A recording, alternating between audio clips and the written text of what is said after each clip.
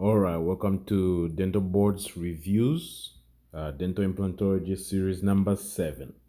All right, so make sure you review the first 6 series, okay, after you review this one.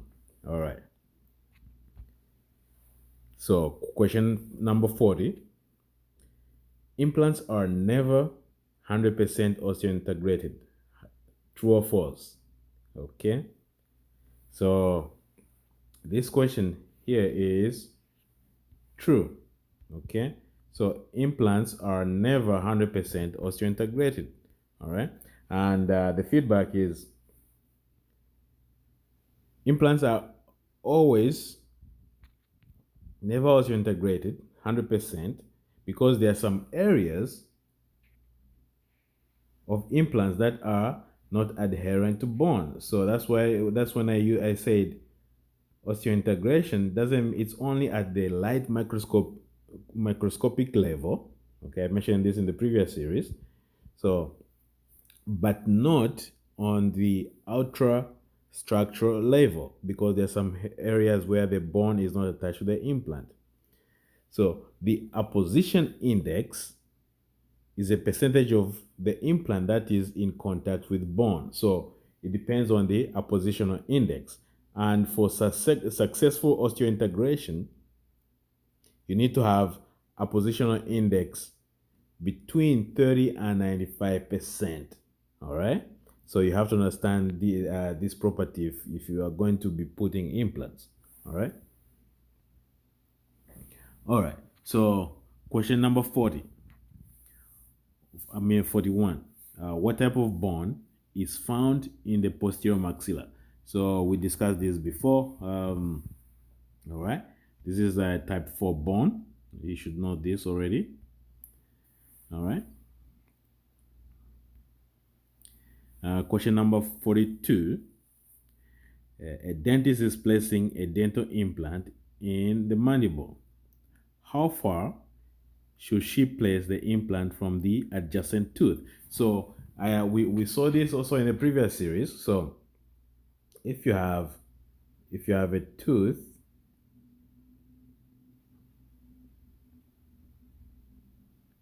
for example, let's say this is a molar tooth, okay, and you have your premolar tooth here, okay,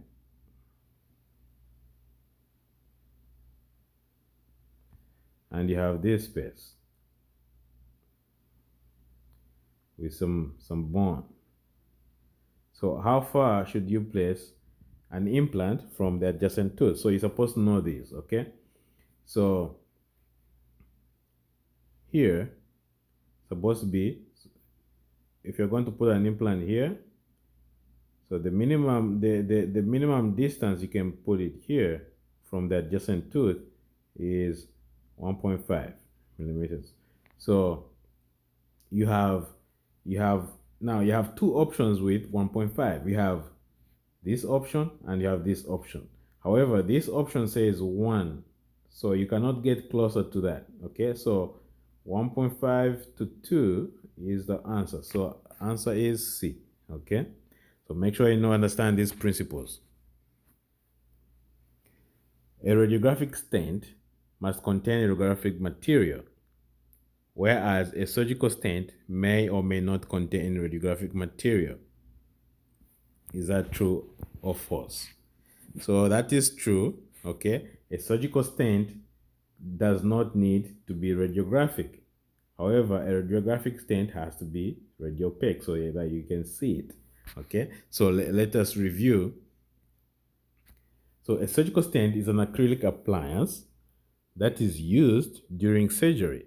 Okay, and this indicates usually the ideal placement of the implant. So you make your surgical stent in the lab and then you put some holes so that you know exactly the location, the appropriate location of your osteotomies for implants.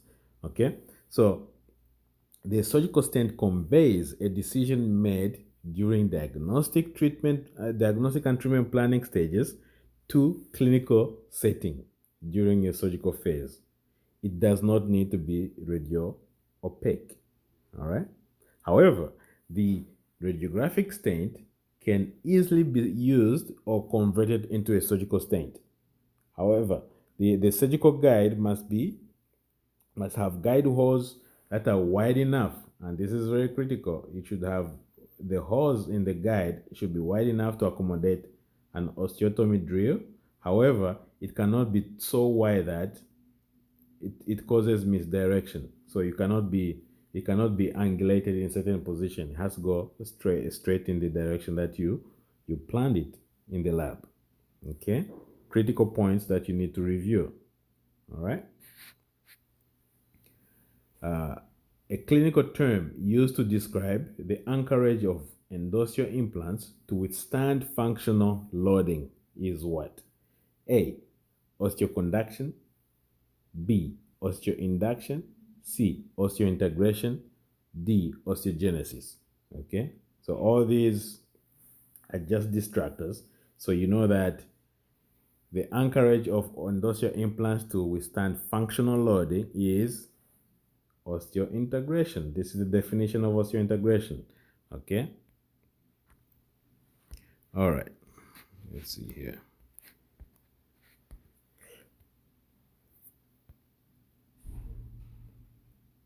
All right. So osteointegration. Let's look at the definition. Um, Actually, the answer is the definition. So the question 46. Also to look at the definition, we discussed this in the previous series of osteointegration and what you need to know about osteointegration. Okay, make sure you review those series. So question 46. The supracrest of fibers near the implants are, very important point here. Okay, very critical point that you need to know. So the supracrest of fibers near the implant are A. Perpendicular to the abutment, B. Parallel to the abutment, C. Horizontal to the abutment, D. Transverse to the abutment. I know we discussed this in previous series, but you need to know. So they are parallel to the abutment, okay? So you need to know, and this is the reason you can easily probe. You have deeper probing depths on the implant compared to the natural tooth. All right. So the differences in orientation of the connective tissue fibers should be noted between the implant and the natural tooth. All right. The supracrestal fibers near the implant are parallel. Okay. Implants parallel, and they are not perpendicular. Natural tooth perpendicular is for natural tooth. Okay. Natural tooth. All right. And also you should also note that there's an absence of the PDL surrounding the implant. Okay, because the fibers are parallel, there's an absence of PDL, and the lack of PDL prohibits implants from having the same biological resilience that the tooth has, which is the reason you can easily probe. So you have deep probing depths along the implants. Okay, so these are the reasons why you have those kind of architecture or findings. So eccentric occlusal forces on an implant are more destructive than the same forces derived on a natural tooth. Remember, the eccentric occlusal forces are more destructive on the implant, because, so you always have to understand the reason, because of the absence of the PDL. Remember, the PDL helps the tooth resist the eccentric occlusal forces. Okay, all right. However, the implant lacks PDL, so when you apply eccentric occlusal forces on the implant, it's very destructive. All right.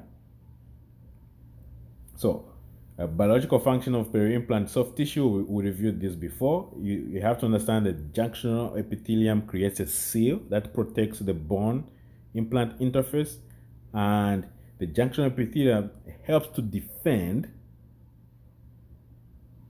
by creating a barrier that protects the bone and connective tissue against microbial invasion. Okay? And the junctional epithelium and connective tissue create an attachment to the abutment. We have reviewed this before, okay? All right, so moving along.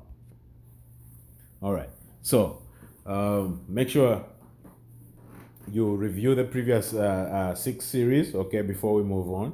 And the next series is going to be dental implantology review series number 8, okay?